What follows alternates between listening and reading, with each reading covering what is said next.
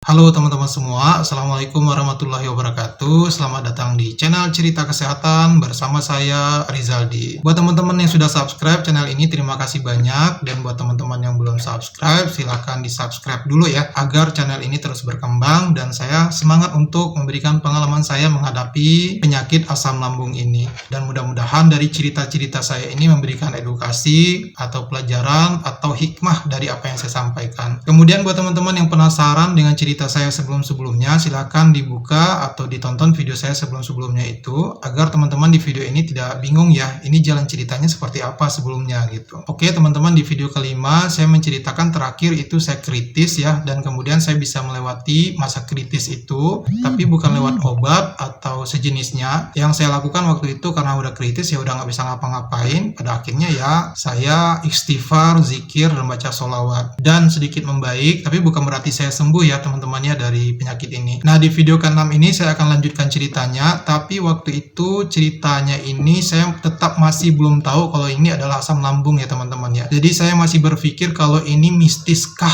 atau apakah gitu, tapi lebih berat ke mistis ya teman-teman ya. Terus kemudian sempat juga kalau saya berpikir kanker gitu ya teman-teman ya. Meskipun saya tidak tahu detail kanker itu seperti apa, tapi yang saya tahu kanker itu berbahaya, dan atas dasar itulah saya berpikir ini apa jangan-jangan kanker gitu ya. Karena sakitnya parah sekali ya teman-teman ya. Hari-hari berikutnya saya jalani seperti biasa dengan keadaan rasa sakit, rasa takut, rasa cemas seperti biasa. Yang membuat bertambah dropnya itu bukan karena sakitnya aja ya teman-teman ya, tapi rasa penasaran dengan sakit ini apa gitu. Itu yang membuat bertambah drop yang saya rasakan pada saat itu. Saya mulai khawatir dengan masa depan saya. Saya juga punya cita-cita, punya harapan yang harus saya wujudkan, sementara saya sakit seperti ini. Apakah saya bisa mewujudkannya atau tidak? Sehingga ini menambah lagi beban pikiran. Tapi saya terus semangat menjalani hidup saya ini dan penuh optimis, yakin kalau saya bisa menghadapinya. Nah di cerita sebelumnya saya itu kan janji sama teman saya yang di Jakarta, kalau saya sembuh dalam seminggu saya balik gitu kan, kemudian saya dagang lagi. Pada akhirnya itu tidak terwujud sama sekali karena sakitnya nggak sembuh-sembuh ya. Waktu saya teleponan sama teman saya bilang bahwa barang-barang saya kalau mau dipakai silakan, atau mau diapain juga silakan. Lumayan banyak juga barang-barang yang tinggal di Jakarta waktu itu. Dan saya tidak memikirkan lagi untuk balik ke Jakarta, saya akan fokus dengan keadaan sakit saya ini sehingga saya bisa sembuh. Itu yang saya pikirkan pada saat itu. Jadi waktu itu saya niatkan dalam diri saya, meskipun separah apapun yang saya rasakan, jangan sampai saya tidak melakukan sesuatu. Nah kemudian untuk mendapatkan uang itu saya jualan pulsa. Terus kemudian kalau malam harinya saya ke danau ya teman-teman ya. Jadi rumah saya itu di tepi danau ya teman-teman ya. Dan biasanya kalau di kampung itu memang masyarakatnya mata pencariannya itu ke danau ya teman-teman ya. Nah saya juga turun ke danau cari ikan kalau malam-malam dengan teman-teman yang lainnya. Nah ikan-ikan yang saya dapatkan itu saya jual, itu juga merupakan salah satu pendapatan saya waktu itu. Terus kemudian dari pendapatan yang saya dapatkan itu saya kumpulkan, dan saya belum tahu untuk apa uangnya gitu. Yang penting saya dapat uang dulu dan saya simpan gitu. Hari-hari saya itu penuh dengan keluhan juga ya. Saya sebagai manusia biasa tentu manusiawi ya teman-teman ya. Kenapa lah ini, Allah kenapa lagi, itu apa, ini sakit apa gitu ya kan. Jadi setiap hari saya berpikir seperti itu. Terus kemudian saya bilang sakit gitu kan, sakit sama orang tua, sakit sama teman-teman saya bilang sakit gitu kan. Kemudian penyakit ini teman-teman merusak mental saya, yang tadinya saya pemberani, yang tadinya saya kuat, itu menjadi lemah ya teman-teman ya. Saya orangnya nggak penakut ya teman-teman ya. Berantem lah misalnya ya teman-teman, itu saya orangnya nggak penakut ya. Tapi setelah saya mendapatkan penyakit ini, saya tuh merasa paling lemah di dunia gitu. Jadi kalau misalkan saya selek dengan orang lain misalnya, terus kemudian pada akhirnya berantem, mungkin saya nyerah aja gitu. Saya nggak kuat, saya nggak berani gitu ya. Beda dengan saya sebelum sakit gitu ya. Kalau sebelum saya sakit tuh mental saya kuat gitu. Kalau memang saya bisa menghadapinya untuk berantem, saya mau. Nah dengan penyakit ini semuanya itu dilemahkan gitu teman-teman ya. Tidak hanya sekedar sakit saja yang kita rasakan, mental kita juga kena gitu teman-teman. Itu yang saya rasakan pada saat itu. Jadi saya melalui hari-hari saya beraktivitas di rumah itu, di kampung itu selama hampir 1 tahun ya teman-teman ya. Singkat cerita di tahun 2008, maaf teman-teman, saya ingin sampaikan waktu saya jatuh sakit itu bukan tahun 2005 ya, tapi 2007. Di video ini saya klarifikasi agar saya tidak memberikan informasi yang bohong ya teman-teman ya. Saya baru ingat ketika saya kuliah tahun 2008 ya teman-teman ya.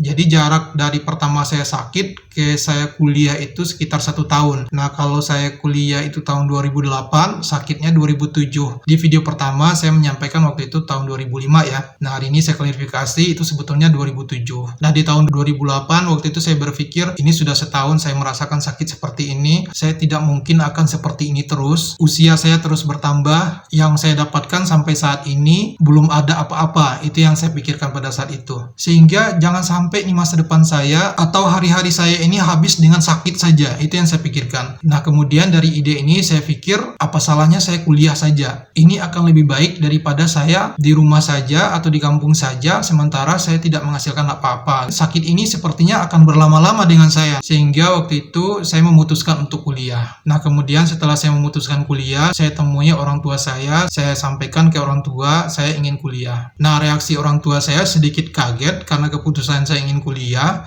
kok sampai saya terpikir kuliah gitu ya. Nah, kemudian orang tua saya tuh memberi tanggapan, serius mau kuliah? Terus kemudian saya jawab dengan mantap, iya saya ingin kuliah. Oke, kalau pengen kuliah, siap nanti dicarikan biayanya untuk kuliah. Nah, itu kata orang tua saya. Nah, kemudian saya melakukan langkah-langkah yang harus saya lakukan waktu itu untuk bisa kuliah gitu ya teman-teman ya. Lalu saya telepon salah satu teman saya yang tamat dari UGM ya untuk sekedar sharing tentang perkuliahan. Tanggapan sahabat saya itu juga heran, ya serius mau kuliah katanya gitu. Iya mau kuliah kata saya. Lalu sahabat saya memberikan dukungan untuk perkuliahan saya dan memberikan kisi-kisi perkuliahan, carilah ilmu sedalam-dalamnya sampai ke akar-akarnya. Jadi banyak hal yang saya tahu dari sahabat saya itu tentang perkuliahan dan kemudian bagaimana cara kuliah yang baik dan benar itu. Nah, kemudian saya lanjutkan untuk menyusun rencana perkuliahan. Jadi teman-teman, saat saya melakukan aktivitas-aktivitas seperti itu, jadi sakitnya juga terus berjalan ya teman-teman ya. Yang rasa cemas tadi tetap tuh, yang rasa ketakutan, kemudian halusinasi yang sudah saya ceritakan sebelumnya itu masih tetap jalan ya, masih tetap jalan. Jadi saya beraktivitas dengan keadaan sakit. Saya tidak mau masa depan saya hancur gara-gara ini. Nah, itu yang saya pikirkan. Jadi saya terus berjalan meskipun keadaan sakit ini terus menggerogoti saya gitu.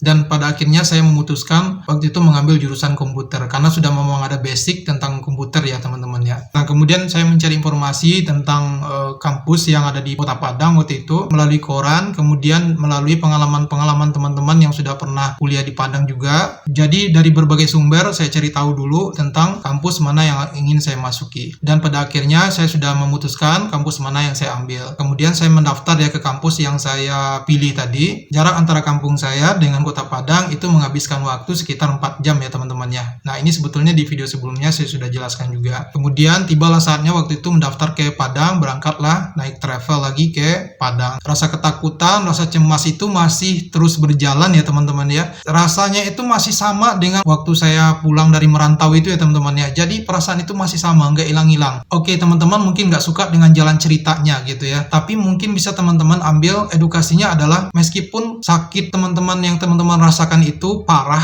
tapi bukan berarti jangan sampai teman-teman itu berhenti untuk melakukan aktivitas. Nah, itu sebetulnya edukasi yang bisa teman-teman ambil ya. Nah, oke, saya lanjutkan dulu. Waktu itu saya udah jalan ke Padang, itu rasa cemas, rasa takut, rasa panik, perasaan sedih, itu saya jalani terus. Saya tidak peduli dengan rasa itu, saya harus menjalani hidup saya ini seperti layaknya orang normal. Nah, itu yang saya pikirkan pada saat itu. Nah, pada akhirnya saya berangkat dari Maninjau ke Padang. Saya tidak menyediakan obat ini, obat itu. Waktu berangkat, ya udah saya jalan aja. Kenapa saya tidak menyiapkan obat selama dalam perjalanan? Karena obat-obat yang saya konsumsi selama ini itu tidak mempengaruhi sama sekali. Ya, yang paling berpengaruh itu ya itu tadi, zikir, sholawat, kemudian istighfar, itu yang selalu mempengaruhi ya.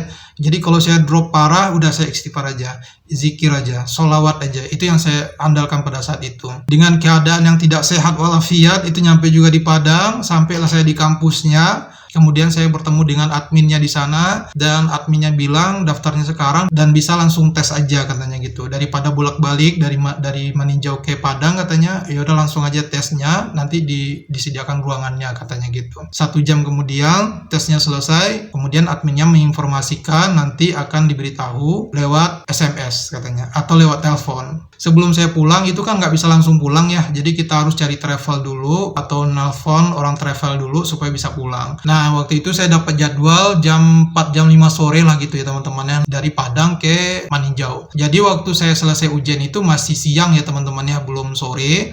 Nah, sementara kan pulangnya sore gitu. Nah, waktu itu saya memutuskan ke Pasaraya. Jadi saya minta ke tukang travelnya nanti jemputnya di Masjid Raya aja gitu. Nah, kemudian di hari itu teman-teman mulailah penyakit-penyakit baru yang saya hadapi. Nah, sebelumnya hanya sebatas oyong, kemudian rasa cemas, rasa takut, perasaan saya digiring kemana-mana. Ketika saya ke Masjid Raya waktu itu ya, naik angkot, kemudian setelah nyampe di Masjid Raya, saya turun angkot, tiba-tiba lutut saya sebelah kiri itu ada bunyinya teman-teman. Bunyinya itu gini, krek krek, nah gitu. Jadi kalau jalan itu teman-teman bunyi dan itu sakitnya luar biasa. Dan itu sepertinya kayak mau patah gitu ya teman-teman ya di daerah lutut. Nah waktu itu saya shock lagi dengan keadaan seperti itu. Kenapa kaki saya begini ya gitu. Dan itu sakit sekali gitu. Nah kemudian datanglah waktu sholat asar, udah azan asar, kemudian sholat berjamaah di situ dan itu masih sakit ya.